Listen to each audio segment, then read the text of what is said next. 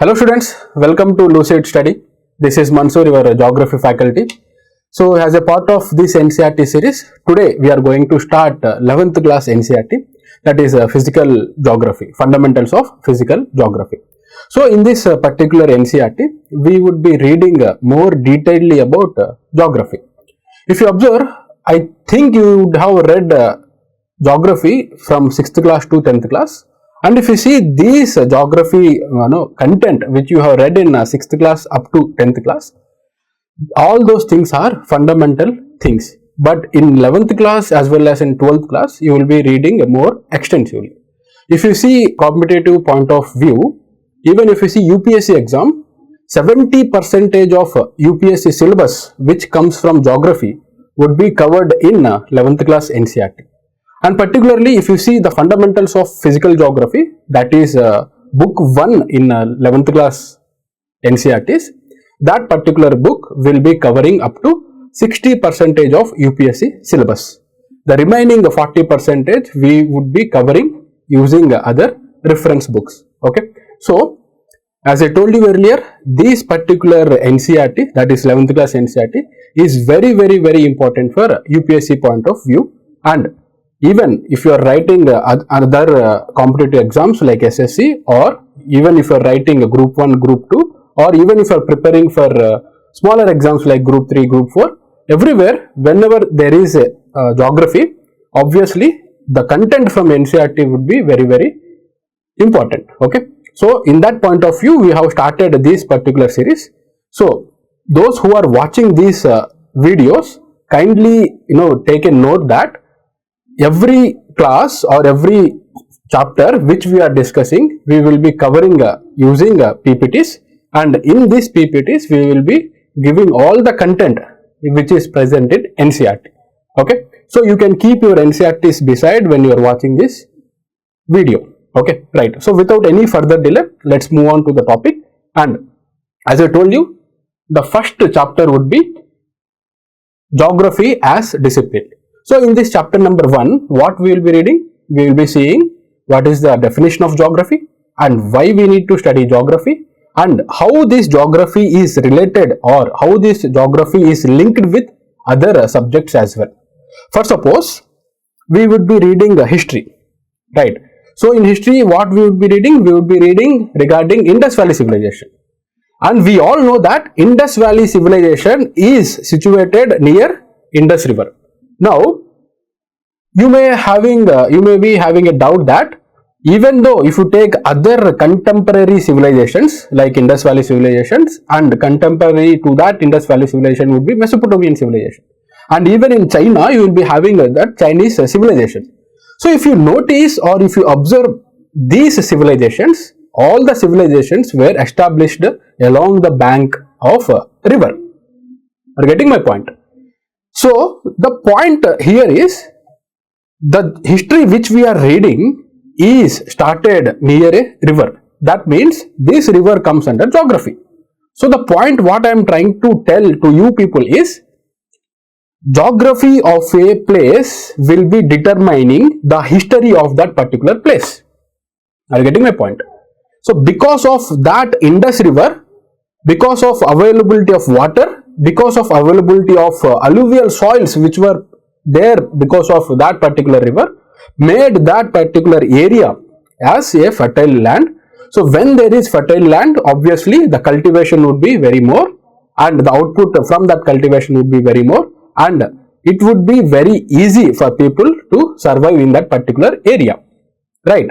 So now if you take any place, for example Chambal area, right? So we know that Chambal area will be having a lot of thieves would be there in Chambal area, right? Why that particular region is having lot of thieves? Because if you observe the topography of that particular Chambal region, there obviously because of the topography, it would be very difficult for cultivation, and that particular region is not suitable for any development activities. So because of lack of that fertile lands and because of lack of developmental activities in that particular area, obviously people need to survive.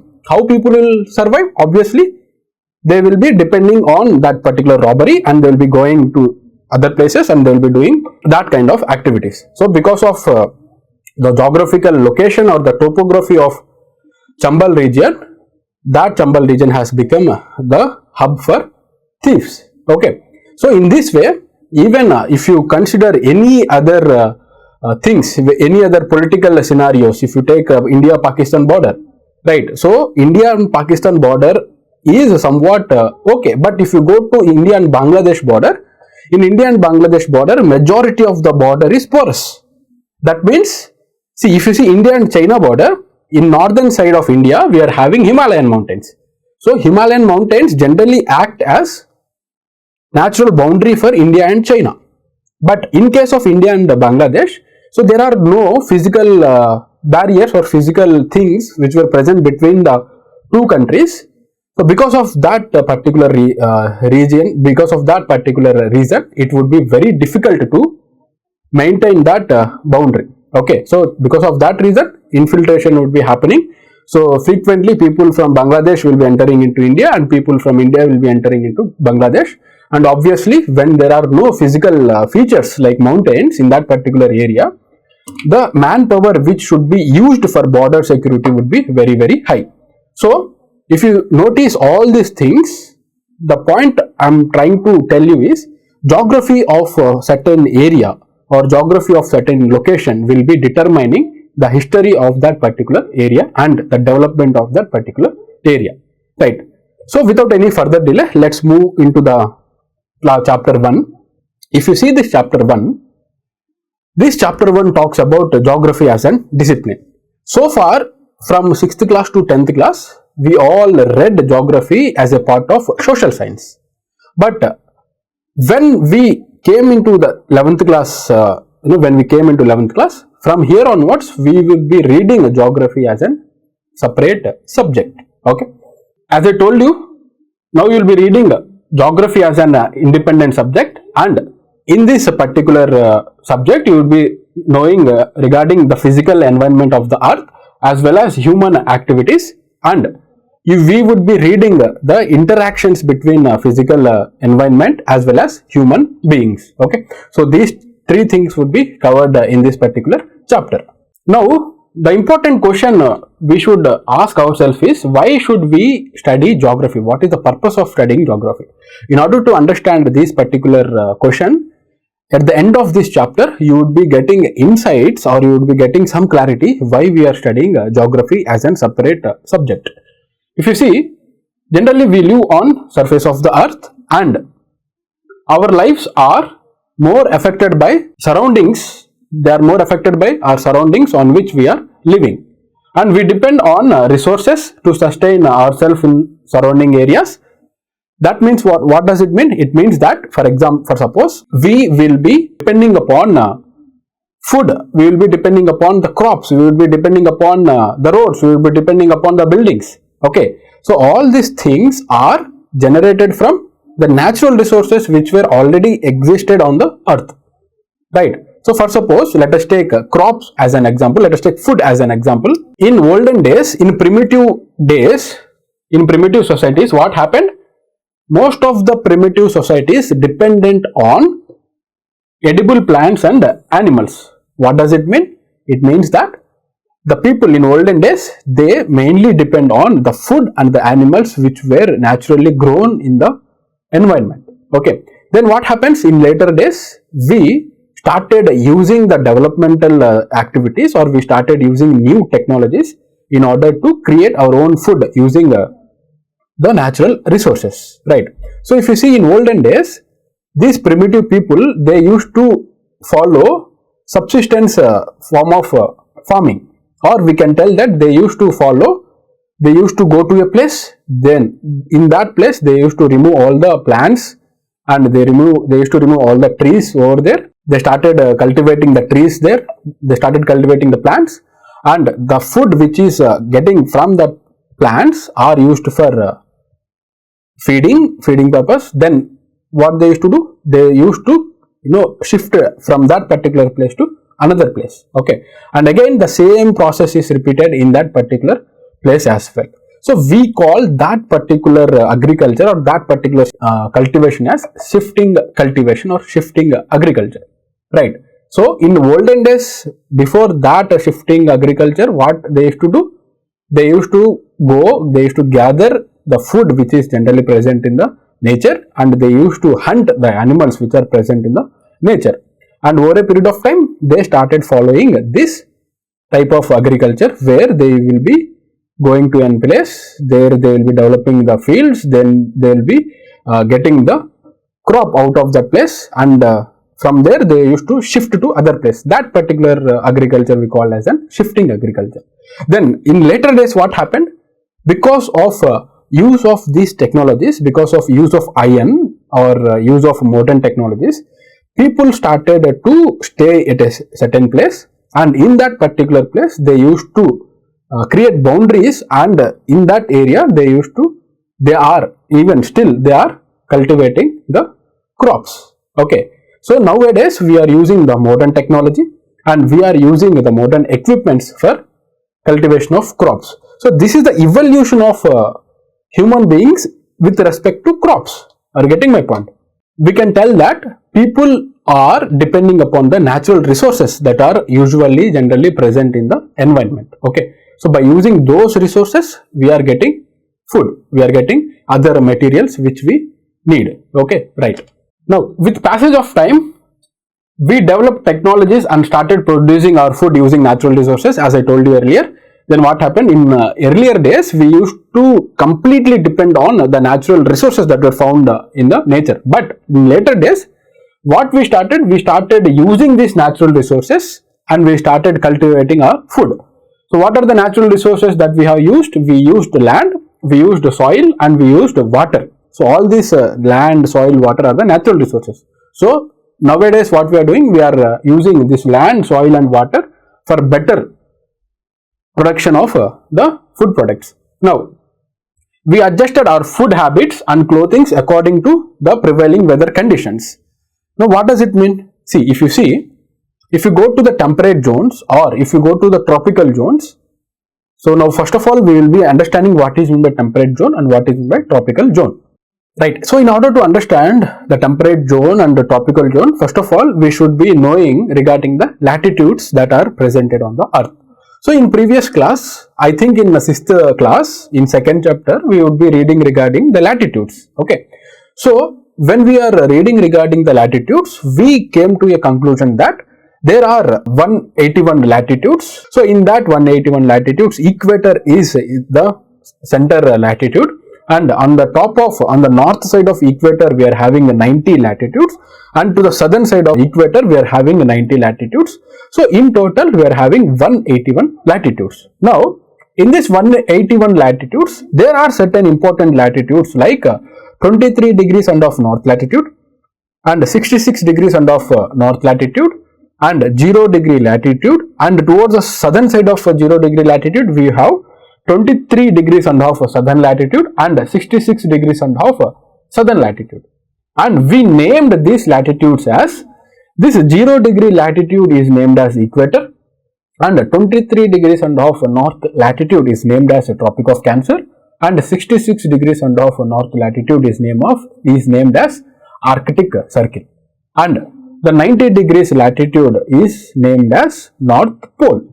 Now in southern hemisphere, we named 23 degrees and half southern latitude as Tropic of Capricorn and 66 degrees and half southern latitude as Antarctic Circle, and the 90 degrees south latitude as South Pole. Now the point here is, the zone or the area between the Tropic of Cancer and the Tropic of Capricorn, that is the area between 23 degrees and of north latitude and 23 degrees and of south latitude, that particular zone is called as tropical zone. Right.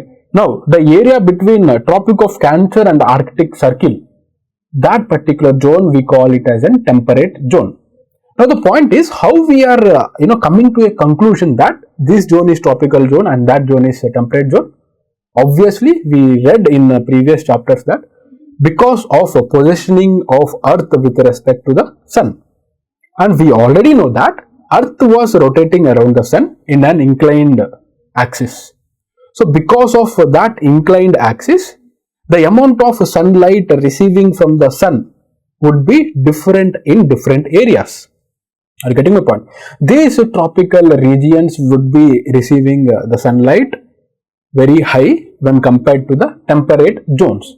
Now the point is, this is geography, right? This is geography. Now, depending upon this geography, depending upon the climatic conditions of that particular area, the clothing habits also change. The clothing habits should be changed. How? For suppose, see, we know that India is in a tropical zone, right? Why? Because in India, we know that 23 degrees and of north latitude, that is Tropic of Cancer, is passing through India. That means southern half of India is in a tropical zone and northern half of that Tropic of Cancer is in a temperate zone. Or in simple terms, we can tell that southern side of India is in a tropical zone and northern side of India is in temperate zone. Now, if you observe, the people in southern India, they will be wearing dhotis, using very loose clothes, loose banians. Now, if you go to North India, you will not be seeing people wearing the same set of clothes that are worn in southern part of India. Why? Because the climatic conditions are very different. Because there you will be having extreme temperatures. You will be having extreme cold or you will be having extreme heat. But in southern side of India, the temperature would be somewhat equal. You will be having equal amount of temperature, equal amount of winters. And so because of these differences in climate, the clothing conditions or the clothing behavior or the clothing patterns of people is also different. Are you getting my point? Right, even though if you see the fashion is also because it directly depends upon the climate of that particular area. Okay, so that is the importance of geography in determining the clothing. Right, I hope you understood regarding the food habits, regarding the clothing according to prevailing weather conditions. So this is what we have seen in previous slide. So we understood how these climatic zones, how this temperate zone as well as tropical zone would be determining our clothing habits. Now if you compare the entire earth, you will be finding number of variations. So you will be having variations of natural resource base and you will be having variations on technological development, and because of these variations, obviously we will be seeing the variations in adaptation with the modification of physical environment, social organizations and cultural development. So what does it mean? It means that, see, so first of all we have to understand that resources are presented on earth, and in second point what we have to understand is these resources are not equally distributed. For suppose if you take Saudi Arabia is having a high amount of oil reserves. And if you take India, in India also you are having oil reserves, but when compared to Saudi Arabia, oil reserves in India are very less. Now, if you take other example, if you take coal reserves, India is also having coal reserves, but when compared to Australia, coal reserves in India are somewhat lesser. And if you see the quality of the coal, in some countries, if you see the quality of the coal is very different from the quality of coal that is available in different countries. So the point here is there is differentiation or there is unequal distribution of natural resources. Are you getting my point? This is point number one. Now, when there is a difference or differentiation or unequal distribution of natural resources, obviously the technologies which were created or which were developed in to cater that particular resources will also be unequally distributed. How, sir? For example, we understood that in order to convert resources into the useful products, in previous classes we understood that, I think in class 8 we understood that there are resources in on earth, and in that resources, natural resources are there, man-made resources are there. So in man-made resources we use technologies to modify these resources, right? So now if we are having a coal resource in India, so which kind of a technology will be developed in India? Obviously the technologies which can be generated or which can be used or which will be used to get the maximum output from that coal will be developed in India. Are you getting my point? So because of unequal distribution of resources, the technologies which are used to exploit that resources will also be different. Different countries will be having different technologies, right? And we understood that there are unequal distribution of resources, unequal distribution of technologies, unequal distribution of cultural developments. Obviously, depending upon the geographical condition or geographical nature of that particular area, the cultures are also different. Okay, so these things we can see on Earth. Now, as a geography student, what we have to do? We should be very curious to know why this thing is happening, why all this phenomena is varying from place to place, why this why there is unequal distribution of resources, why there is unequal distribution of technologies, why there is unequal distribution of social cultures. We should be curious on why such situations or what is the reason behind this phenomena, right? And we have to learn about diverse lands and peoples. Okay, so we know that obviously depending upon the climatic conditions, the diversity of peoples are there. The diversity of cultures were there. If you take the southern side of India, the cultures are very different from the people living in northern side of India, right? Why? Because of that particular geographical area. Okay, so we should be able to read, we should be able to understand the diverse lands and the diverse peoples. Here, what does diverse land means? Diverse land is nothing but, see, the entire land which we are having on the earth, this land is comprised of many physical features. For example, we are having mountains, we are having plains, we are having plateaus, we are having other things. We are having seas. Now, when there is a difference in topography, obviously the people living in that particular topography will be behaving different from one another. Okay, people living in plains will behave different when compared to the people living in hilly areas. Okay, their food habits, their cultural habits, their economical activities, everything would be different.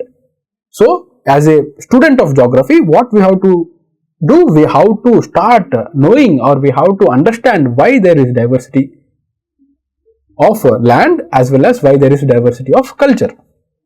Now, we should be interested in understanding the changes which have taken place over time. So, as I told you earlier, we have taken example of crops and we have seen how the evolution of these cropping patterns has been developed.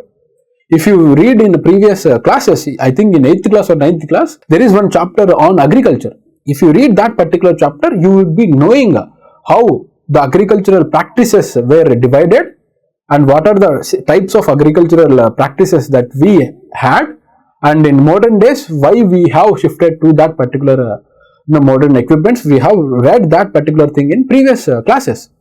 Now, if you read that particular chapters, or if you see that, obviously we can see a drastic change from the people who used to be in olden days to the people who are in modern days. And the activities, the type of activities or the type of technology that they are having is very different from the people who lived in olden ages. So, we should be very curious why this change is happening and how this change is happening and at what place these changes are started. So, all these things we should understand as a student of geography. And geography equips you to appreciate diversity and investigate into the causes responsible for creating such variations over time and space.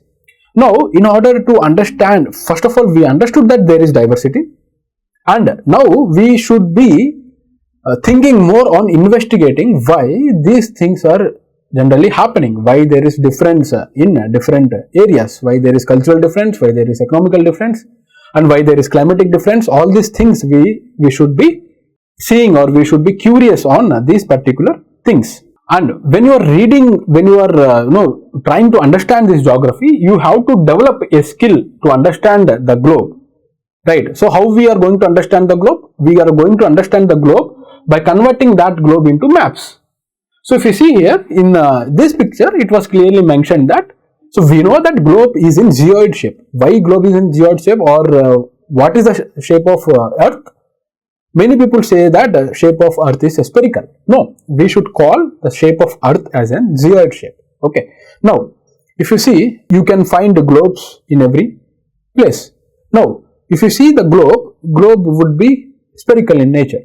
But in order to understand, understand more about the places, we have to convert that globe into maps. Now, in this particular picture, we can see the globe is converted into maps. That means the spherical globe was represented as an paper, right? That is called as map. And by converting a globe into maps, and we have to have a visual sense of Earth's surface. So when we are seeing Earth's surface visually, then we would be understanding what are the things or what are the possible factors that were contributing to all these kind of changes. And now, the understanding and skills obtained in the modern scientific techniques such as GIS and computer cartography, these things will, what they will be doing, they will be equipping you to meaningfully contribute to the national endeavor for development. What does it mean?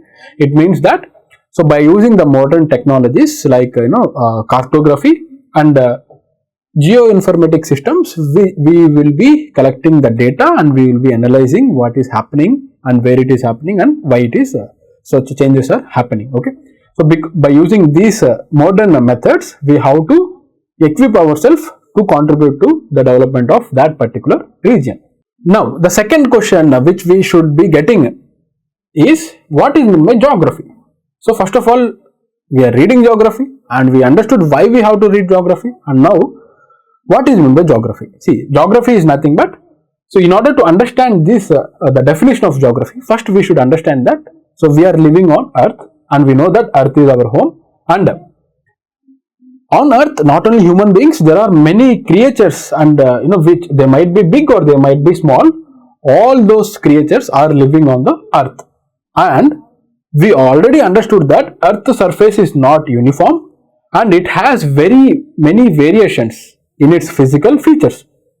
So what are the physical features that we are having? We are having mountains, we are having hills, we are having valleys, we are having plains, plateaus, oceans, lakes, deserts, and wilderness. Wilderness is nothing but the fauna. Okay, we know flora and fauna. Flora is nothing but plant, fauna is nothing but animals. Wilderness is nothing but, it is talking about forests, the animals which are present in forests, right? So these are the different physical features that we are having on earth, and the important point is the earth's surface is not even, it was unevenly distributed. Physical features on the earth are unevenly distributed. Not only in physical features, there are variations in social and cultural features as well. Okay, you will be seeing a number of villages, cities, roads, railways, ports and markets and other elements created by human being across the entire period of cultural development. What does it mean? It means that, see, we understood that there are unequal distribution of physical features, and with respect to unequal distribution of physical features, there are unequal distribution of places as well. So we are having villages, we are having cities, we are having roads, we are having lakes, we are having canals. All these things are unequally distributed. So you cannot tell that India is having the same number of villages that Australia is having. No, their physical features are different, and these social and cultural features are also different. So these kind of unequal distribution of both physical features as well as social features, cultural features can be seen.